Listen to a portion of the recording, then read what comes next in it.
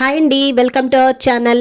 ఇవాల్టి వీడియోలో పెళ్ళిళ్ళలో వేసేటటువంటి మ్యాక్రోనీ మామిడికాయ పులుసు. మీరు గనక ఈ మ్యాక్రోనీ పులుసు టేస్ట్ చేశారంటే మరలా చేసుకుని తింటారు, అంత టేస్టీగా ఉంటుంది. మటన్ బోటీ ఇష్టపడే వాళ్ళకి ఇది ఖచ్చితంగా నచ్చుతుంది, ఎందుకంటే ఇది సిమిలర్ టేస్ట్ ఉంటుంది కాబట్టి. ఇక రండి స్టార్ట్ చేద్దాం.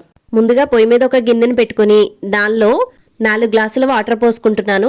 అలాగే ఒక స్పూన్ ఆయిల్ కూడా వేసుకుని నీటిని బాగా మరిగించుకోవాలి. వాటర్ బాగా మరిగిన తర్వాత మ్యాక్రోనీ వేసుకుని ఒక 80% ఉడికించుకోవాలి. నేను ఇక్కడ 50 గ్రామ్స్ తీసుకుంటున్నాను. వాటర్లో ఆయిల్ వేయడం వల్ల మ్యాక్రోనీ అతుక్కుపోకుండా ఉంటుంది, పొడి పొడిలాడుతూ వస్తుంది అనమాట. మ్యాక్రోనీ చాలా తొందరగానే ఉడికిపోతుందండి, ఎక్కువ టైం పట్టదు. 5 నిమిషాల్లో చూడండి ఎంత బాగా ఉడికిపోయిందో. ఈ స్టేజ్లోకి వచ్చాక మ్యాక్రోనీని ఒక స్ట్రైనర్లో వేసేసి నీళ్లు సెపరేట్ చేసేసుకోవాలి. ఇదిగోండి వీడియోలో నేను చూపిస్తున్నట్లుగా స్ట్రైనర్లో వేసేసుకుని పక్కన పెట్టేసుకోండి. మన ఛానల్ ఎవరైనా కొత్తగా చూస్తున్న వాళ్ళు వెంటనే సబ్స్క్రైబ్ చేసుకుని బెల్ ఐకాన్ నొక్కండి.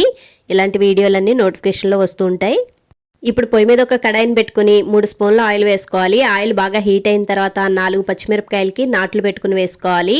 ఇలా నాట్లు పెట్టుకుని వేయించుకున్న పచ్చిమిరపకాయలు పులుసులో తింటూ ఉంటే చాలా బాగుంటాయి. ఇదిగోండి ఇవి కొద్దిగా కలర్ చేంజ్ అయిన తర్వాత వీటిని తీసుకుని పక్కన పెట్టేసుకోవాలి. ఇప్పుడు అదే ఆయిల్లో ఒక స్పూన్ మెంతులు వేసుకోవాలి. పులుసులో మెంతులు వేసుకుంటే ఆ టేస్ట్ చాలా బాగుంటుందండి. మెంతులు బాగా వేగిన తర్వాత 3 పెద్ద ఉల్లిపాయలని చిన్నగా కట్ చేసుకుని ఆయిల్లో వేసుకోవాలి.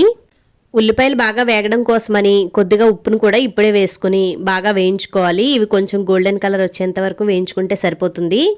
మనం మామిడికాయతో చాలా రకాల వంటలు చేస్తూ ఉంటాము, అలాగే ఒక్కసారి ఈ మ్యాక్రోనీతో మామిడికాయ పులుసు ట్రై చేయండి, అద్భుతంగా ఉంటుంది. ఇదిగోండి ఉల్లిపాయలు చక్కగా కలర్ చేంజ్ అయ్యాయి.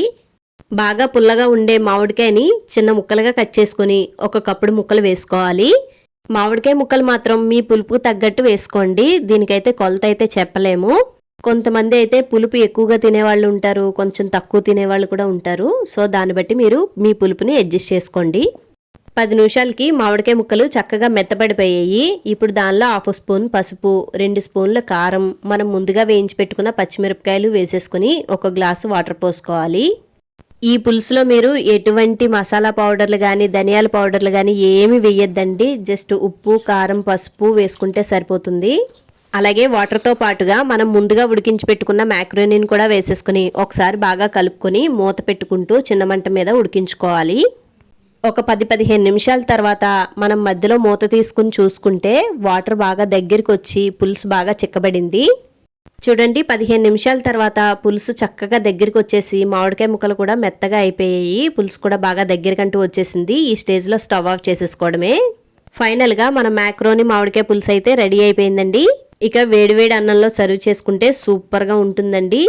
మామిడికాయ సీజన్లో మాత్రం ఈ రెసిపీని మాత్రం అస్సలు స్కిప్ చేయొద్దండి, డెఫినెట్గా ట్రై చేసి చూడండి, చాలా బాగుంటుంది, మీకు కూడా చాలా బాగా నచ్చుతుంది. ఈ వీడియో కనుక నచ్చినట్లయితే లైక్ చేయడం అస్సలు మర్చిపోవద్దు. ఏదైనా స్పెషల్ అకేషన్లో ఈ పులుసును ట్రై చేయండి, డెఫినెట్గా 100కి 100 మార్కులు వస్తాయి, అంత బాగుంటుందన్నమాట. ఈ వీడియో మీకు కూడా నచ్చింది అనుకుంటున్నాను. Thanks for watching. టాటా.